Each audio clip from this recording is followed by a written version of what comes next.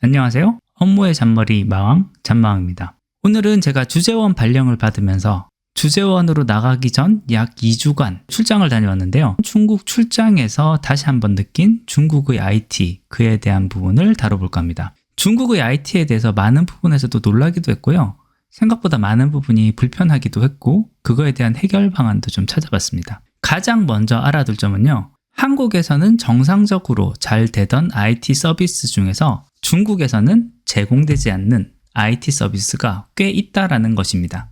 그 대표적인 것이 지금 제 스마트폰 화면에서 보이고 있는 이 화면의 페이스북, 구글, 유튜브, 카카오, 챗GPT 등이 있습니다. 삼성페이도 되긴 되는 것 같은데요. 중국에서는 이 QR코드를 이용한 결제가 워낙 일반화되어 있다 보니 이건 아예 사용하지 않는다라고 보는 것이 맞겠습니다.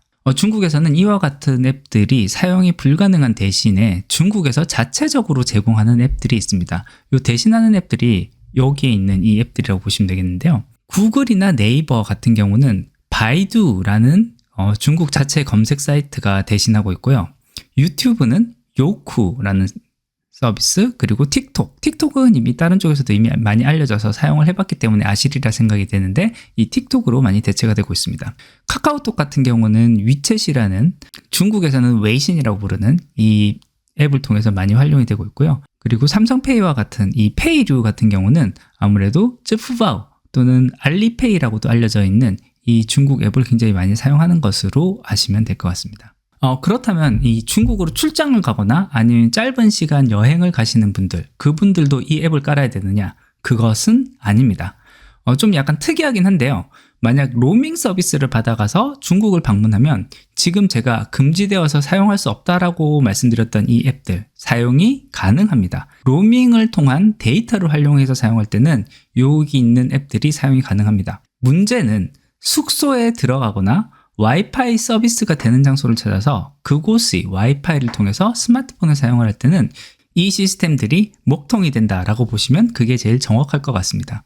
유튜브 뮤직으로 음악 잘 듣고 있다가 숙소에 들어가서 와이파이에 잡히는 순간 음악이 끊기고 카톡이 먹통되는 그런 현상들이 생긴다라고 보면 될 것 같은데요. 이와 같은 현상을 회피하는 방법으로 가장 대표적인 방법은 VPN을 설치해서 활용하는 방법이 있겠습니다.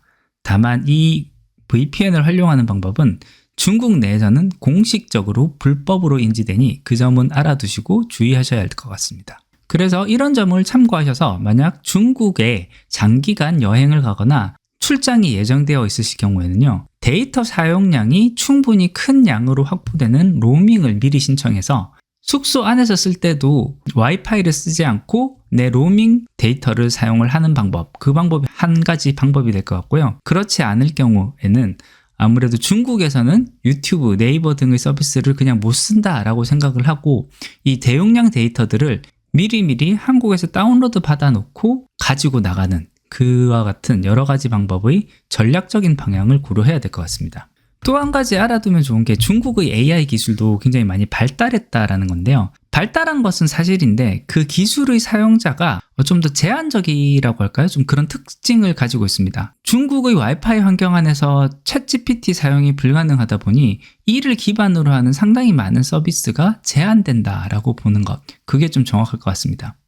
그렇다고 해서 중국의 AI 기술 자체가 약하냐? 절대 그렇지는 않은 것 같고요. 이미 알리페이, 위챗페이와 같은 그 QR코드를 활용하는 결제 수단이 많이 활성화되어 있는데 이 알리페이 같은 경우는 최근 들어서는 QR코드보다 오히려 얼굴 인식을 더 많이 사용을 하고 있는 것 같습니다. 즉 얼굴 인식을 통해서 결제를 완료하는 그런 모습이 종종 발견이 되는데요.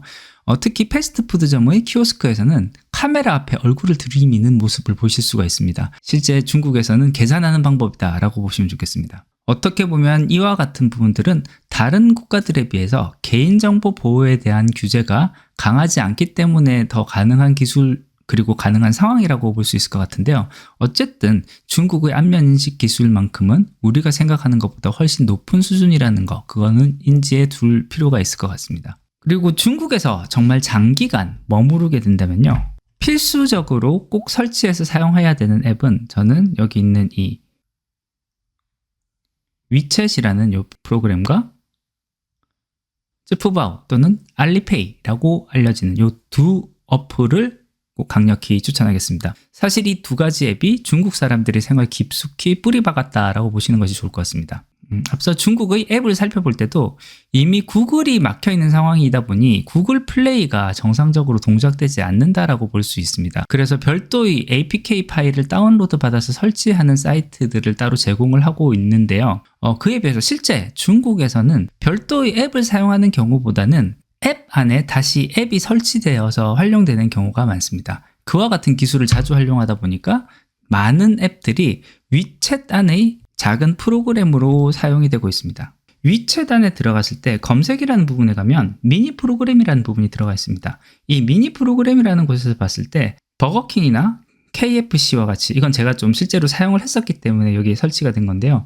이 앱 안에서 돌아가는 어떤 미니 프로그램 형태로 이 서비스를 제공받을 수 있는 이런 식으로 제공되는 것이 많기 때문에요. 위챗과 알리페이를 활용을 하는 기술이 많이 활성화되었다, 이렇게 보시면 좋겠습니다. 또 하나, 이 알리페이 위챗을 사용했을 때 굉장히 자주 볼 수 있는 장면 중에 하나는 중국에 있는 식당에 갔을 때 볼 수 있는 장면인데요. 중국에 있는 식당에서 각 좌석마다 설치되어 있는 QR코드를 위챗의 바코드 스캔으로 읽게 되면은 또 다른 미니 프로그램으로 연결이 되면서 해당 식당의 메뉴를 바로 해당하는 좌석으로 주문할 수 있는 화면이 뜨게 됩니다.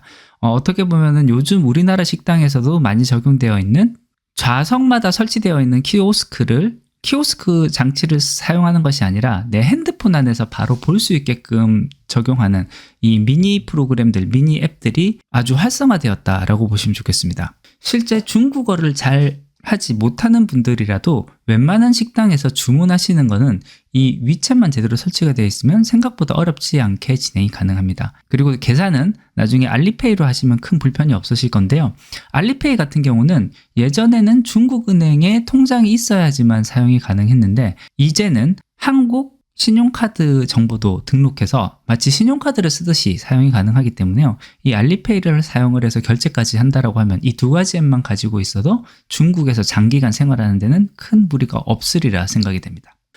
이제 곧 저는 중국에서의 생활을 준비해야 되고 또 제가 관심을 가지는 분야가 IT 기술 분야이다 보니 앞으로 중국 생활과 관련된 IT에 대한 적응, 요거부터 좀 해야 될 것 같고 요 내용들이 앞으로 조금씩 제 영상에도 올라오리라고 생각이 됩니다. 네, 오늘은 제가 짧은 중국 출장 기간 동안 느꼈던 중국의 IT 생활에 대한 내용을 가볍게 다뤄봤고요. 제가 중국에서 좀 자리를 잡을 때까지는 영상 업로드가 잘 되지 않을 것 같은데요.